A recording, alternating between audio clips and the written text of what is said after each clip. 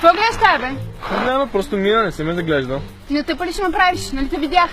Цвети, не си ме гледал.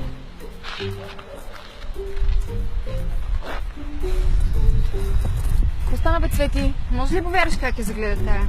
Абе, какво се чуваш? Иван го прави това постоянно. И си мисля, че не го виждам, ама нали сеш, че не е така? Не е така, брат. Не се прави така. Чук, не си ме заглеждал.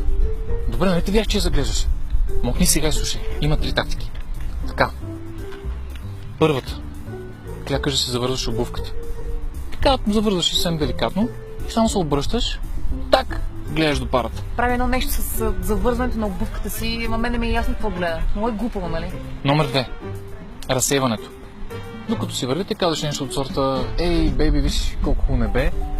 И докато гледа, так, погледаш до парата. Или пък ме пита някакви свързани въпроси и си мисля, че има време да загледа маската, която минава. Третата тактика е най-опасна, но е най-успешна. Гледаш си без да ти пука, без да те интересува, и ако те хване, и казваш нещо от сорта: погледни на тая, каква гадна рокля има, ски, направо, това ако беше ти, ще ти седи супер. А знаеш кое е най-тъпото? Минава някаква мацка и се заплеса по дрехите, като обсъжда колко са били зле. Казвам ти, никога не ме хваща. Винаги го хваща.